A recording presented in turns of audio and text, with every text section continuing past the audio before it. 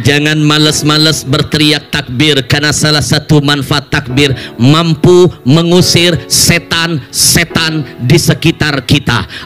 Gara-gara ada 212 beb, takbir diteriakan, akhirnya efeknya setan-setan di Jakarta setan di Jakarta kepanasan dan mereka sepakat ingin pindah ibu kota.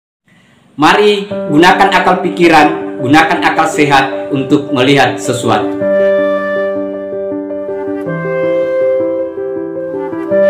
Assalamualaikum warahmatullahi wabarakatuh. Salam sejahtera untuk kita semua. Salam demokrasi dan salam pluralisme. Oke, jumpa lagi di Sahabat Rahmat Channel. Nah, untuk kali ini sahabat-sahabat itu saya lihat video saja, ini santai saja. Bulan puasa ya, sudah mendekati lebaran sahabat-sahabat. Nah, ini ada ustaz, kita tahu lah ustaz ini ya, yang kerjanya hanya nyinyir kepada pemerintah. Yang kita tidak tahu ya, kenyinyirannya itu seperti apa, atau apa sebenarnya yang mereka inginkan dari Pak Jokowi. Dan sampai bahwa hanya dengan ucapan Allahu Akbar semua setan-setan dari Jakarta dikirim ke IKN, begitu menurut dia. Saya kira ini betul-betul mereka tidak mengerti, dan hanya dirinya saja yang dia anggap benar, sahabat-sahabat. Karena kenapa ini penting? Karena akhir-akhir ini banyak sekali ustaz-ustaz yang sering nyinyir dan tidak ngerti dirinya. Apakah dia pendatang atau seperti apa, dia kadang menjadi raja di atas rumahnya orang. Nah, seperti itu sahabat-sahabat, tapi terlebih dahulu mari kita lihat videonya. Jangan malas-malas berteriak takbir, karena salah satu manfaat takbir mampu mengusir setan-setan di sekitar kita. Gara-gara ada 212 beb, takbir diteriakan, akhirnya efeknya setan-setan di Jakarta setan di Jakarta kepanasan dan mereka sepakat ingin pindah ibu kota. Jadi yang pengen pindah ibu kota setan gitu maksudnya? Takbir. Ternyata begini tekniknya mengusir setan di Jakarta. Maka teriakan sekali lagi takbir dengan dahsyat. Kita kirim setan-setan di Jakarta pindah ke Kalimantan. Allahu Akbar, Allahu Akbar, Allahu. Singkat kedua. Kalau boleh saya sampaikan, yang di depan saya ini betul-betul makhluk langka. Orang seperti antum harus dimuseumkan. Yang ngomong langkah bukan saya, tapi Rasul. Kata Rasul, inilah rombongan orang minal ghuraba, orang-orang yang langka. Fatuba lil ghuraba. Kata Nabi, beruntung makhluk-makhluk langka itu. Siapa yang melangkah itu? Sahabat bertanya, kila wama, siapa yang langka itu? Kata Nabi, siapa yang langka? Alladzina yuslihuna idza fasadin nas. Dia adalah orang-orang yang istiqomah menjaga kesolehannya, tidak mau diancam, tidak takut mau dibunuh, tidak rela imannya diperjualbelikan. Dia tetap dengan semangat 212-nya. Inilah makhluk yang istiqomah. Alhamdulillah. Sekarang nampak wajah-wajah munafiknya. Mohon doanya, saya lagi menulis buku.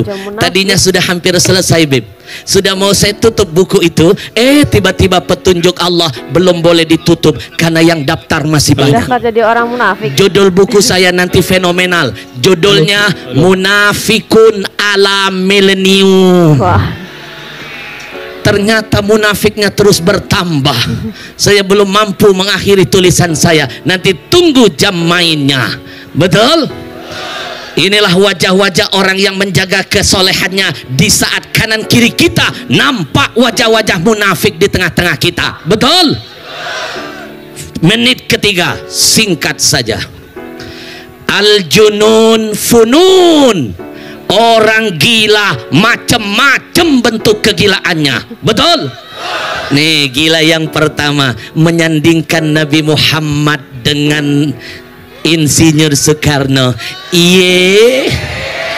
Kalau kata Habib Rizik, iye, dasar nenek lampir. Siapa nenek lampir?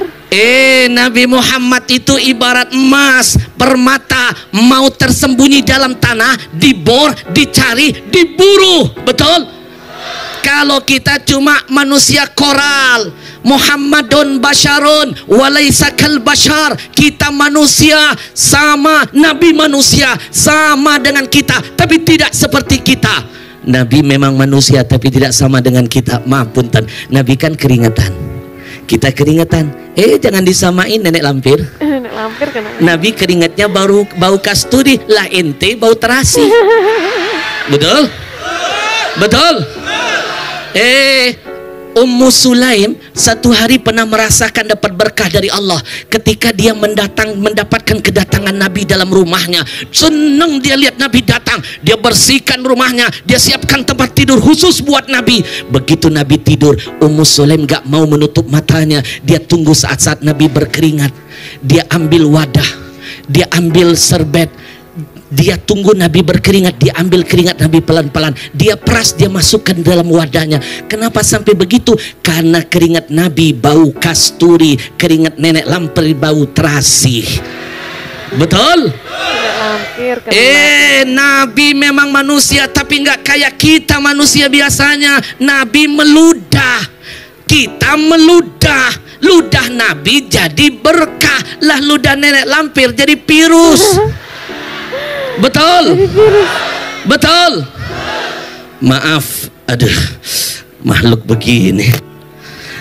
Untung jauh, kalau dekat gua garuk. Ada digaruk. Nabi dibandingin sama Soekarno. Nabi Adam saja tahu diri ketika Allah katakan, "Ya Adam, laula Muhammadan ma khalaqtuka." Adam dengerin, kalau bukan karena kemuliaan Muhammad, engkau tidak aku ciptakan. Kalau Nabi Adam saja tidak mampu mendampingi dan bersanding dengan kemuliaan Nabi, apalagi Insinyur Soekarno. Iye. Nyinyir banget ya. Iye. Dasar nggak waras. Nih, logikanya begini, logikanya. Nabi kan emas, kita ini batu koral. Contoh begini, maaf, mak, emas pasti kuning. Tapi apakah yang kuning itu pasti emas? Yang jawab kenceng baru keluar dari kamar mandi. Betul? Emas itu pasti kuning, tapi apakah yang kuning itu pasti emas? Itulah bedanya Nabi dengan kita. Maka jangan sekali-kali mendampingkan Nabi dengan Insinyur Soekarno. Kita tuntut dan kita jaga kasusnya, kita hantarkan sampai ke penjara. Siap? Baik, yang terakhir, Nun Sewu, yang terakhir, Al-Junun Funun, orang gila yang kedua. Baru dilantik jadi menteri, bukan bikin teduh, bikin gaduh. Maaf, daripada dia yang jadi menteri agama, mendingan Yusuf Mansur, TGB. Kan babe kesian, udah payah-payah banting tulang gak dipilih babe. Betul? Aduh, apes banget, udah banting tulang, peras keringat, gak dipandang, kesian deh lo. Makanya dari awal kita pasang niat, kami berjuang bukan untuk siapapun, kami berjuang di bawah komando Habib Rizik Syihab. Takbir. Maka kita tidak akan pernah terluka ketika ada yang berkhianat dan menyakiti kita. Betul? Karena sampai detik ini kita bangga, imam besar kita adalah teladan yang dahsyat. Beliau mengajarkan, di situ dahsyatnya istiqomah. Takbir. Dia bilang cadar cingkrang radikal. Kalau ada orang muslim jadi teroris, jangan salahkan cadarnya, tapi tangkap oknumnya. Betul? Nih, saya tutup tausiah hari ini. Kalau orang itu nggak gagal faham, dia nggak suka teroris pakai cadar, jangan salahkan simbol cadarnya, tangkap oknumnya. Nih saya kasih contoh, mak nggak suka dengan tikus di rumah, mak geram, mak marah, tikus bikin baju mak berlobang, makanan jadi hilang, mak pengen bunuh tikus di rumah, tapi yang mak lakukan adalah rumah mak bakar. Cakep. Tikus hijrah ke rumah tetangga, mak siap-siap jadi gelandangan. Ini yang terjadi di negeri kita, pemimpin banyak yang gagal faham. Dan saya tutup tausiah ini, antum mau tahu siapa makhluk pertama yang gagal faham? Iblis, laknatullah. Allah suruh iblis dengan malaikat sujud kepada Adam. Yang sujud cuma malaikat. Iblis ogah, gagal faham. Dia pikir sujud menyembah, padahal sujud di situ takriman wa ta'ziman li ahlil ilmi. Allah pengen ngajarin iblis, hormati, muliakan yang punya ilmu. Makanya yang gagal paham berarti nggak pantas dibilang keturunan Adam. Keturunan siapa? Keturunan siapa? Siap-siap jadi tersangka berjamaah kita. Nah, itu tadi sahabat-sahabat nyinyirnya seperti apa ya. Ada pernyataan-pernyataan yang saya kira tidak layak lah disampaikan ke publik ya.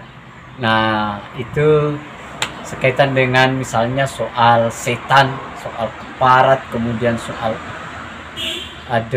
tidak etis lah disampaikan seperti itu sahabat-sahabat. Saya kira itu sahabat-sahabat, silakan sahabat-sahabat simpulkan sendiri atas kenyinyiran-kenyinyiran mereka. Akhir kata dari saya, Assalamualaikum warahmatullahi wabarakatuh. Salam demokrasi dan salam pluralisme NKRI harga mati.